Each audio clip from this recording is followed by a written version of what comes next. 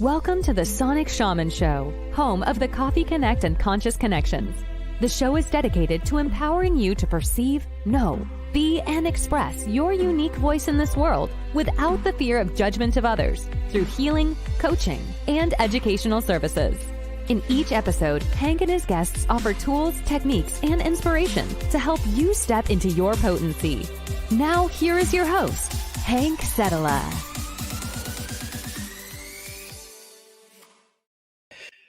Good morning, everyone. Back again. Actually, good afternoon now. I've been streaming since like 9 o'clock this morning and on different programs. And just welcome back. If you've been following me since this morning, I have a very special guest, and I'm hoping to pronounce the name correctly. It is Bridget Aileen Sicsko. Did I get it right? You did it. I did it. And she is the founder of Exalted Publishing, a Kundalini yoga teacher and public speaking coach for entrepreneurs. And her mission is to amplify the voices of wayshowers, pioneers, visionaries, and leaders who are here to make a difference in this world. And I would want to start just by saying everybody has that unique voice inside that can make a difference. It doesn't necessarily mean that you have to be, in front of a whole bunch of people. When you can show up and be authentic with yourself, just you being you has like this ripple effect that everybody around you starts changing. But where would you like to, from all the things that you could share with us, because we know we always have just such limited time, what comes to you as the thing that people would most benefit from knowing about you and diving into some of the things that you have to offer?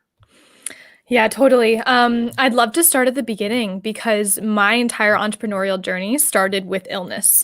It started with Lyme disease as this major, major catalyst for growth, for understanding, for healing. So I think we can start there.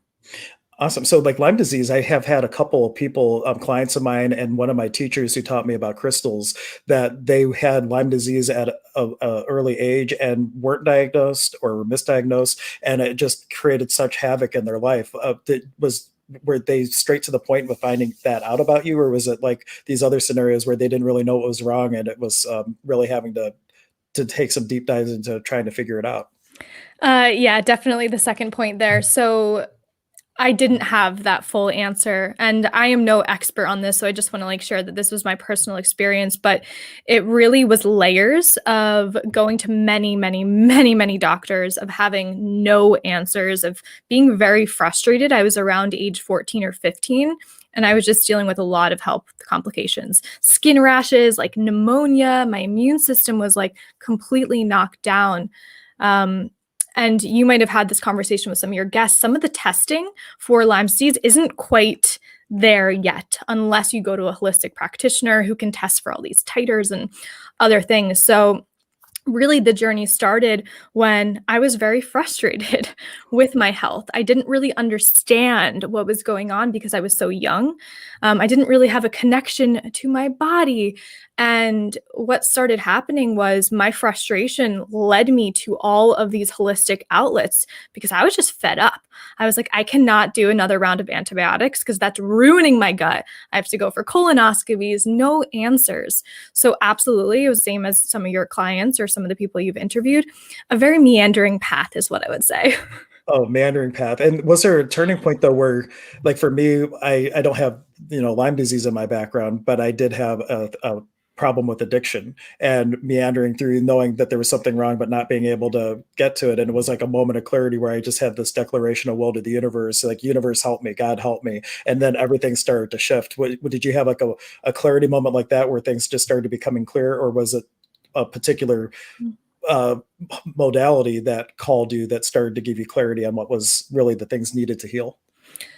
To be honest, you know how things only make sense in reverse, and Yep. you look back at your life, you're like, duh, that's what was happening.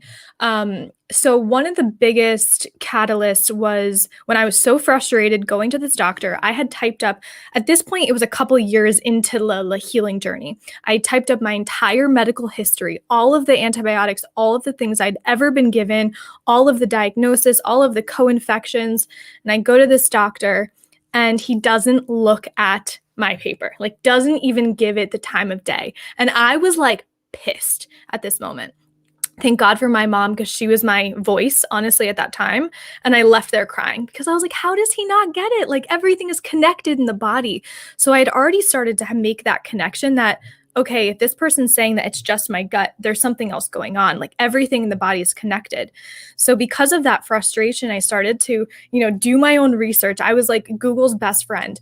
And the biggest thing that stuck out to me was Ayurveda. I was like, okay, this makes sense. It's a system that's kind of like a personality test, but they're also talking about your health, what you put into your body, how you treat others, how you treat yourself, movement, all of that jazz. So I would say looking back, that was one of the major like ahas and turning points, because it allowed me to realize that everyone is unique and that one size does not fit all when it comes to healing.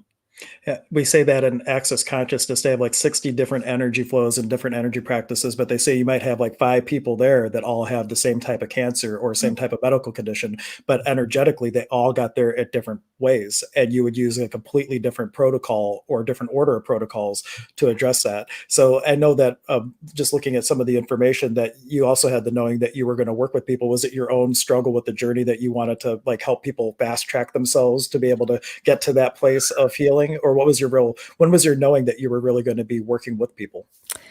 Yes. So in this healing journey, I also started to have a lot of reproductive health issues too. And I remember going to the gynecologist crying because I felt like I wasn't seen, I wasn't heard. So I was pissed. So really my own frustration was like, I cannot ever let another person feel so not seen and not heard right now. And at this point, I'd already come to the understanding that like I am my own best advocate. I know my body best. No one can tell me what's happening in my body, and that I honestly have to be a major role in my own healing journey, that nothing outside of me is going to change me unless I like allow it to. So that's where like a little bit of the mindset piece came in. But yeah, it came to me pretty young that I was here to help people. But I will say I went to college. I lived a very like regular life. I graduated college. I got a job in New York City doing sales, phone sales. I hated it. And at that point I was like, we got to quit. We got to go study yoga. We need to change this. So that's really when I started to become in service of the mission.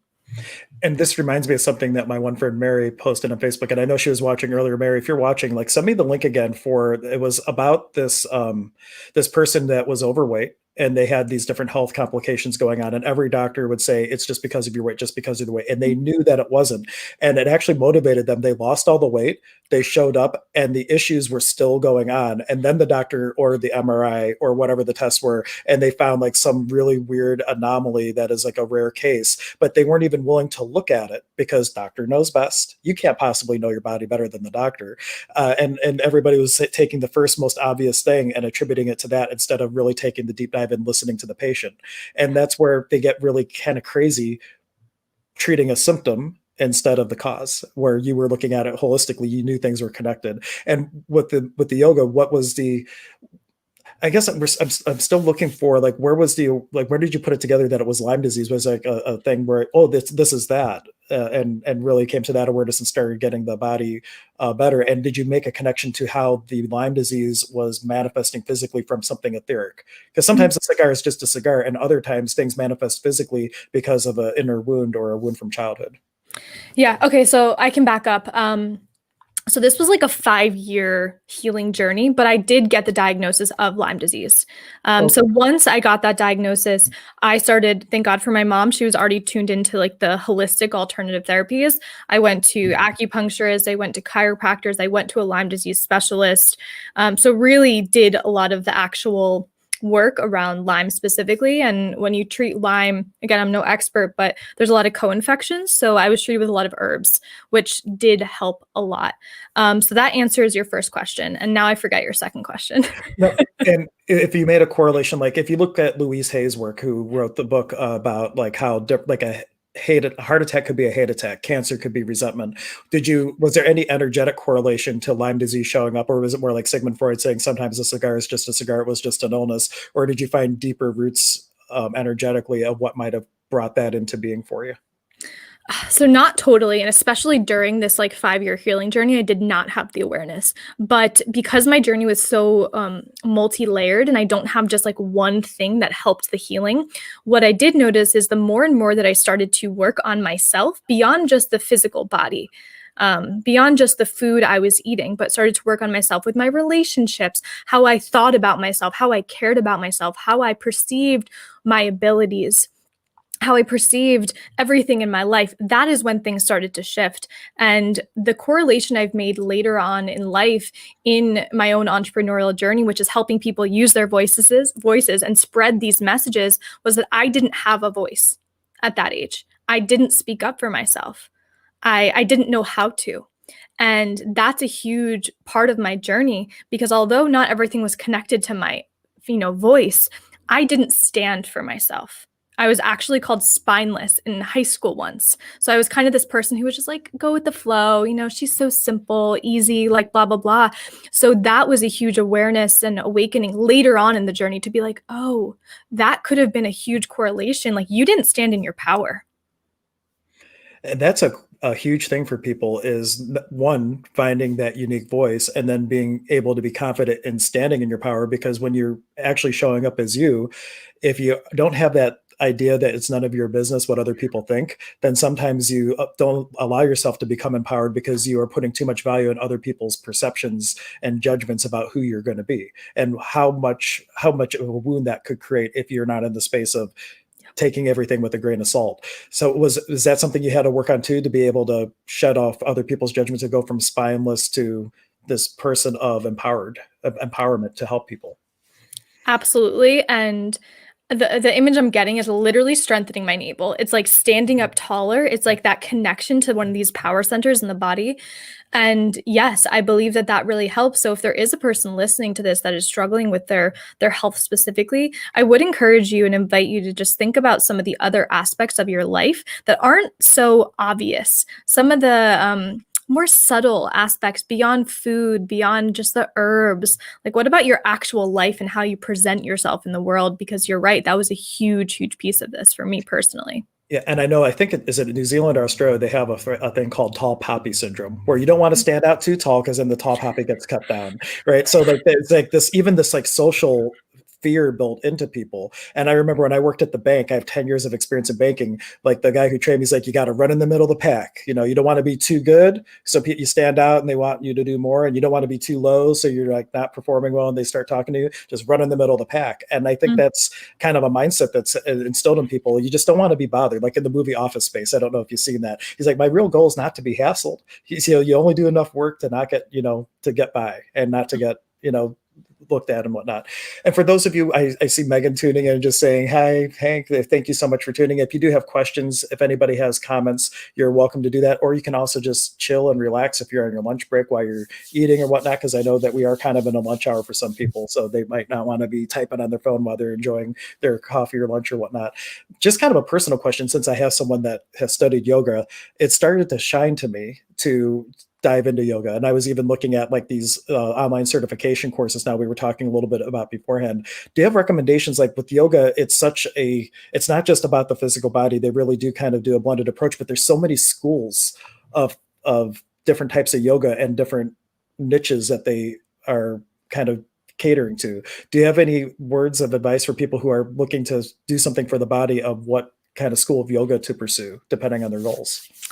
Yeah, so the tradition that I really studied was mostly Hatha and Vinyasa, but I specifically chose my path because it was a yoga and Ayurveda school. So I wanted to learn about Ayurveda because it's known as the sister science of yoga. So the idea is that, you can be the goal is to be like, right, this enlightened person. That's yoga, union with the divine. But if you aren't healthy, like physically, mentally, emotionally, spiritually, how are you ever going to get there?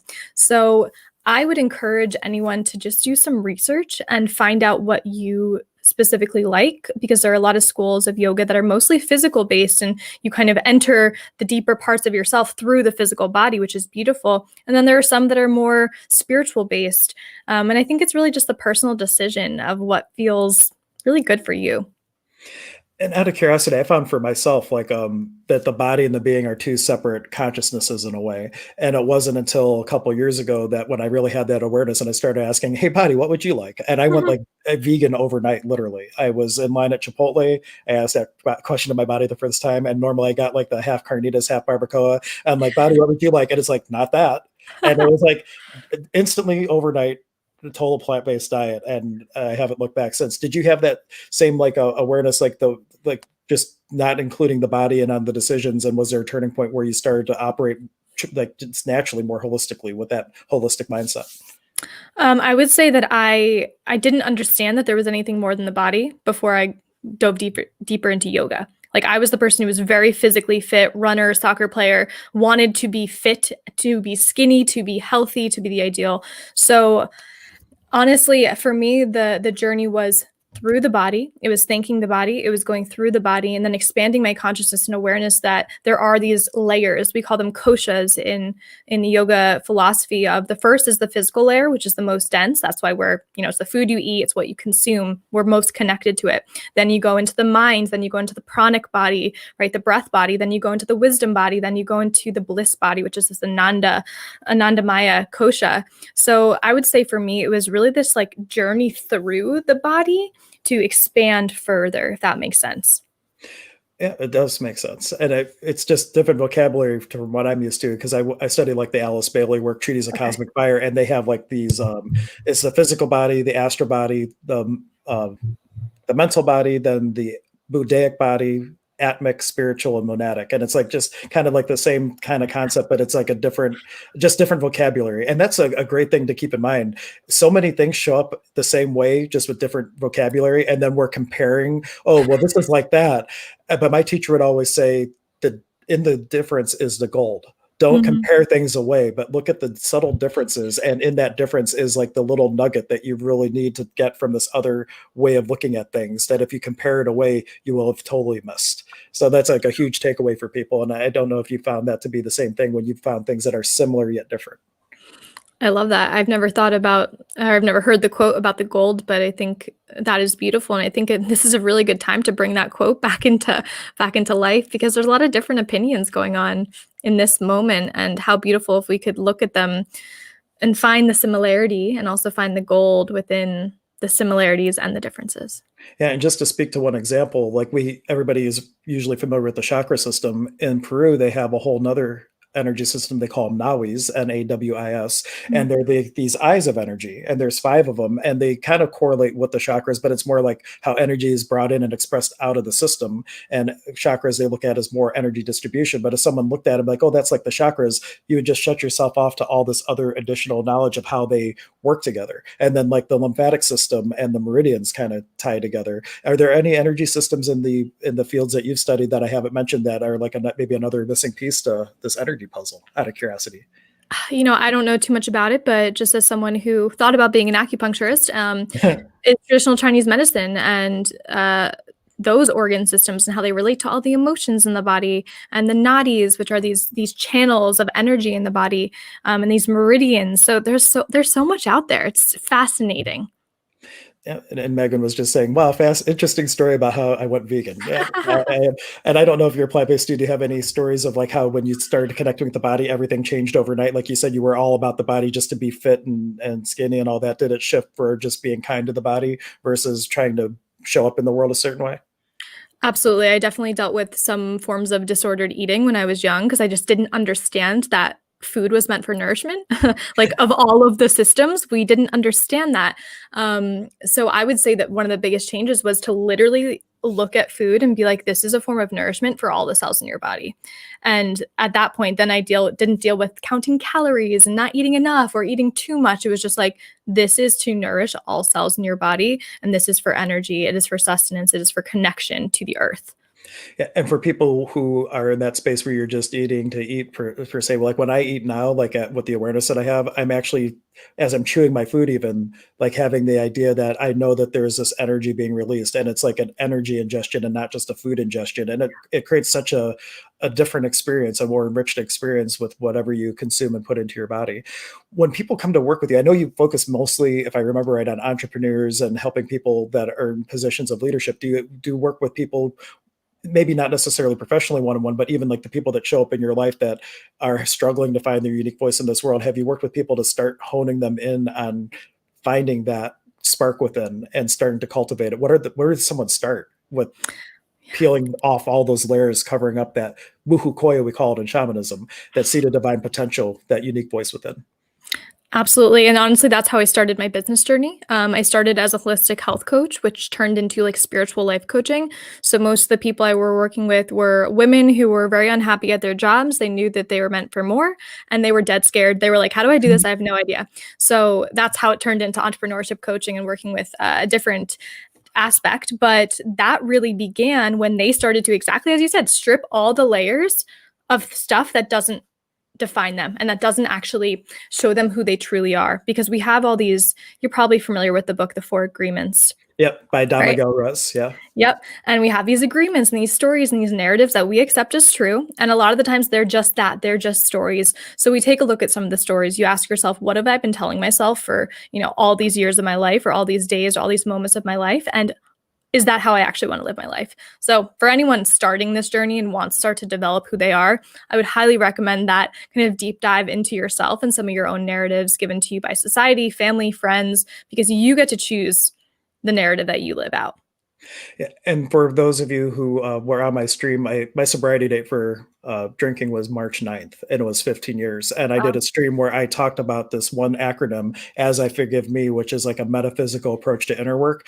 So anybody who doesn't know where to start, if you go on the channel, you can go back to that. And I go through like these 12 little things that you can, if you do all these 12 things, you are taking a super deep dive and just peeling the layers of stuff out. And more importantly, going to, because it's not layers of an onion, like Access Consciousness talks about these layers that we perceive or these levels and the layers of the onion. It's really a nucleated sphere.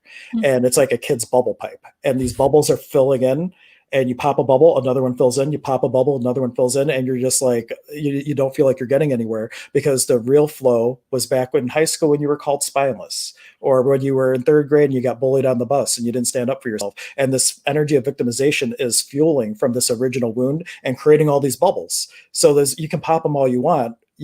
Going to the original wound stops the flow of energy, and then all the bubbles just go. And it really creates a sense of ease. If you got to do it by peeling layers, do that, but do it as quick as you can so you can get to that original wound. There's different ways to go about it, but that's my analogy of kind of blindsiding that energy and stopping the source, and then the rest becomes so much easier to kind of scoop out. Yeah, I love that. Cool. What else? Let's see. I had one other question, and then I went off on a tangent, and let's see. Well, you definitely work. I know you work with me. Oh, that's the thing I was going to do about astrology, because this all started to shift for you around age 27. Is that right?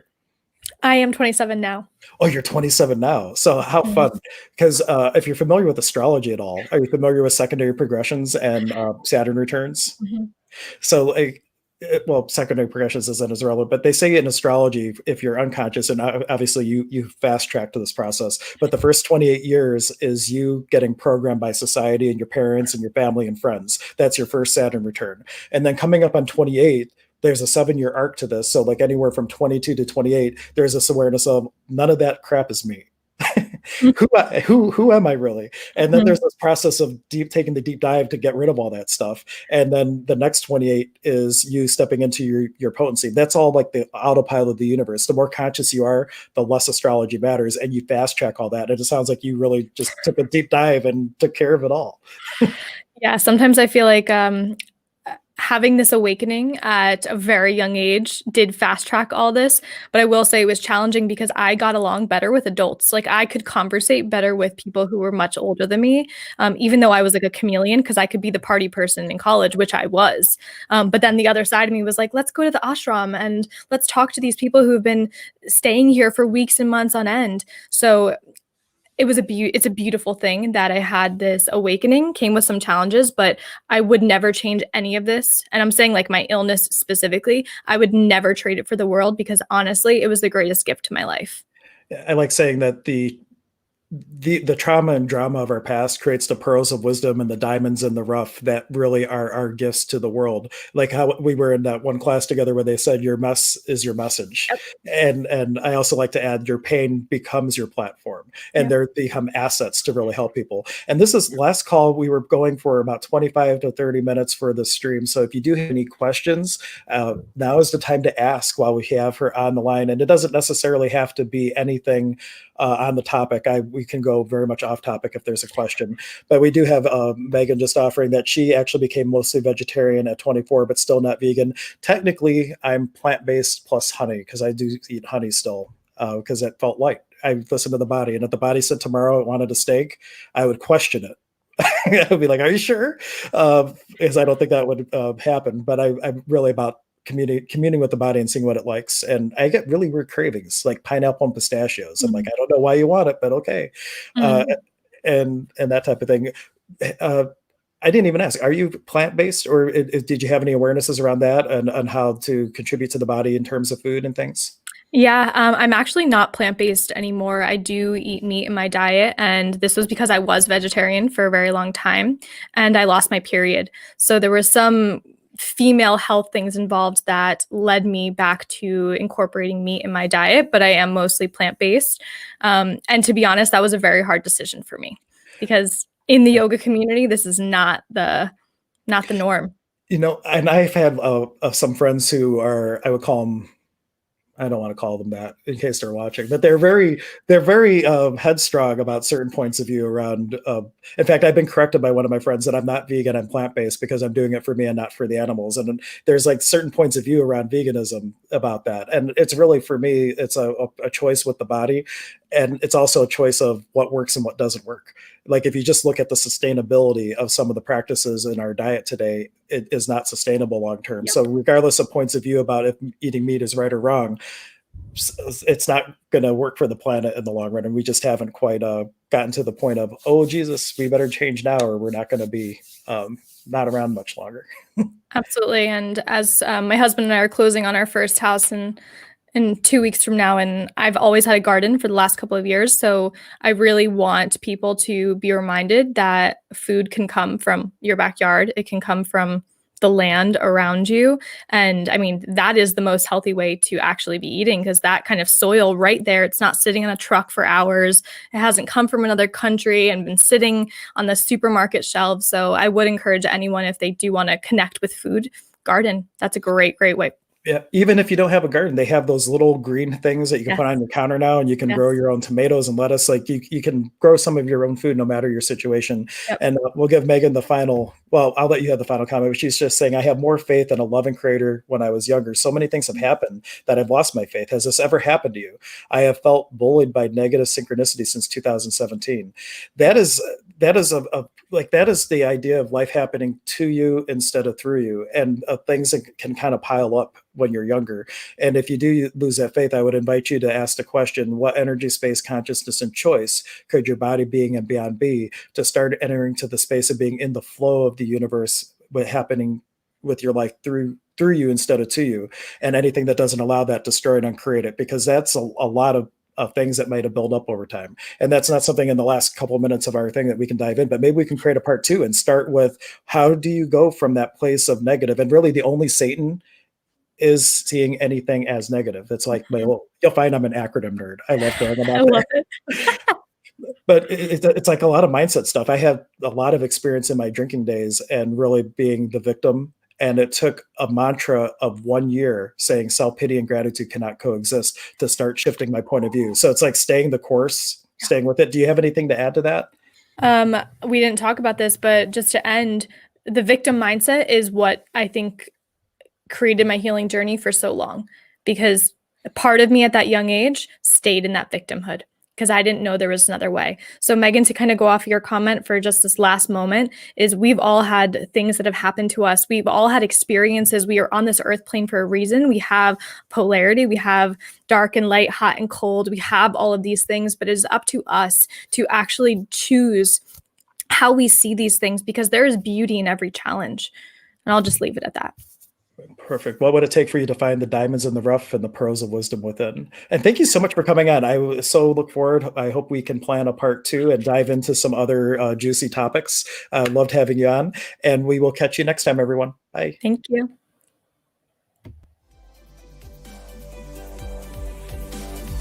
Thanks for joining us today for the show. The Sonic Shaman is part of the Emergence of Being Contributor Network. Visit emergenceofbeing.com to learn about all the contributors and learn about our services and upcoming events. please take a moment to subscribe to the channel. You can contribute to the show by supporting our efforts and sharing our content with those you care about and those who need it most.